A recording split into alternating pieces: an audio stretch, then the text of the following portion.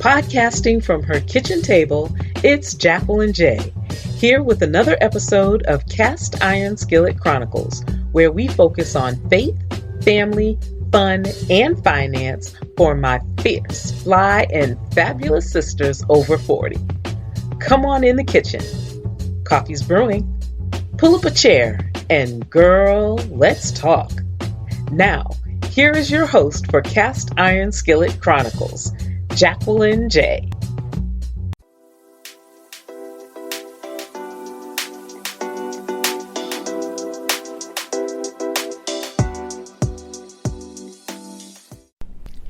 Hey family, welcome back to the kitchen. You know what? Can't believe it's that time of year again, but here we are, holiday season and the end of the year. And what a year it has been. Well, here in the U.S., our Congress has finally passed the second round of a stimulus package to provide some relief to those who are experiencing economic issues as a result of this awful pandemic. Joblessness, homelessness, hunger, the threat of eviction. Now, this particular, what was actually passed was not as much as what was passed the first time of $1,200 in the last round. It's $600, which obviously is half of what was passed previously. And that $600 check is supposed to start going out next week after Christmas, after, the first part of the holiday season. So the question is, family, is $600 a slap in the face and disrespectful, or is it a situation where something is better than nothing? But now, of course, 45 is playing games and saying he wants the checks to be more like $2,000. And of course, this is after the fact, after all the negotiations have been done. The bill has all come together and it was put on his desk to sign. So now all of a sudden he wants it to be $2,000, but he wasn't advocating for that previously. But again, I digress. That's another story for another day. But at any rate, so for those who have been out of work for close to 10 months now and with unemployment benefits about to run out, some say $600 does go somewhere toward helping those individuals with their situations. But $600 goes nowhere near addressing the needs of a good many of us in this country. Now, not only that, but it's not like unemployment benefits replace your actual take-home pay. It's just a percentage of that. So you're already behind in terms of what your take-home pay would be, even with unemployment benefits. Now, I was a guest on a podcast recently, and we were discussing changing our mindset. And that got me to thinking, what if we all changed our mindsets to the point of creating our own stimulus packages and not having to wait around for the government or for any government handouts or what they decide to dole out to us when they feel like it or when they can get together to agree on something in order to do so. I was a guest on a podcast recently and we were discussing changing our mindset. So what if we all changed our mindsets to the point of creating our own stimulus packages and not waiting around for the government to give us handouts or dole us whatever it is they thought that we should get if and when they decide to get around to agreeing as to what that should be? We had to wait around for the government or the Supreme Court specifically to decide in our favor in Brown versus the Board of Education. We had to wait around for affirmative action. Now, don't get me wrong, there have been moments in history when we have had our own. We had a number of thriving communities such as Tulsa, Oklahoma, and Rosewood, Florida, just to name a few. But what would it look like for us to get back to that place? I believe we have to start one person at a time.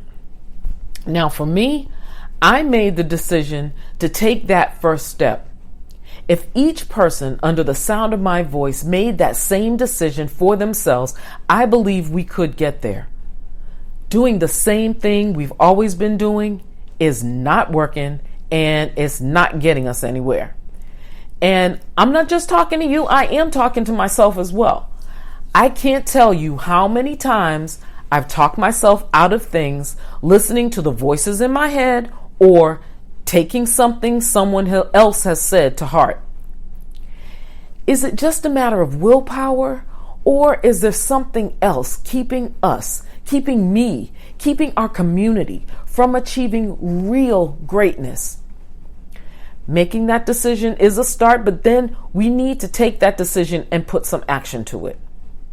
For my part, for whoever will listen, I'm going to teach some of the concepts I've learned and am continually learning.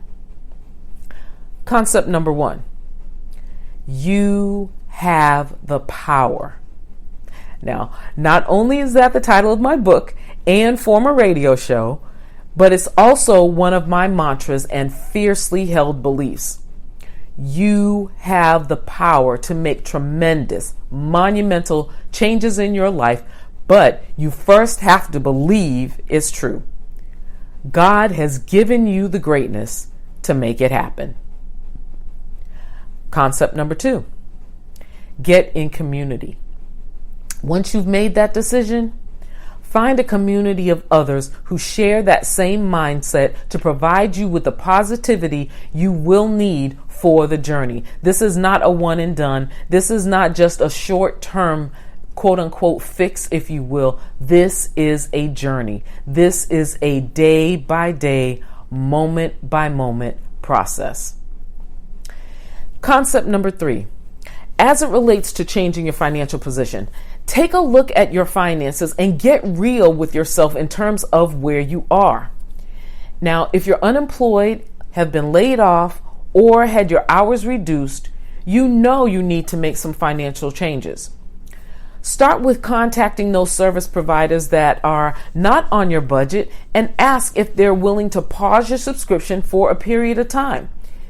And if not, real talk, you may need to let them go until such time that you can restore those services. I had to let go of my Audible subscription, Amazon Prime, Kindle Unlimited, MetroFax, and Stamps.com accounts. Now, while I do use Stamps.com, I don't use it enough to justify the monthly subscription cost at this time.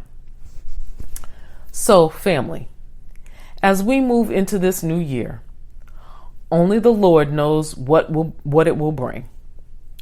Regardless of what the government decides it wants to do, we can put ourselves in position to create our own stimulus packages for ourselves and our families. Before I let you go, family, I'd just like to thank you for hanging out with me here in the kitchen for a little bit, through the ups, the downs, the good, and the bad. Look forward to seeing you on many more episodes to come. Praying you and your family have a blessed Christmas season and the most prosperous of New Years. Until next time, take care, stay safe, be well, be kind to one another, and be kind to yourself. Bye now. This week's episode of Cast Iron Skillet Chronicles is brought to you by LSW Financial Services. Visit us for all your bookkeeping, tax strategy, and tax preparation needs. Today's tax tip: even if you don't claim a home office, you can still depreciate equipment used at home for your business. Call or text us at 704-457-0261 or send us an email, taxes@lswfinancialservices.com.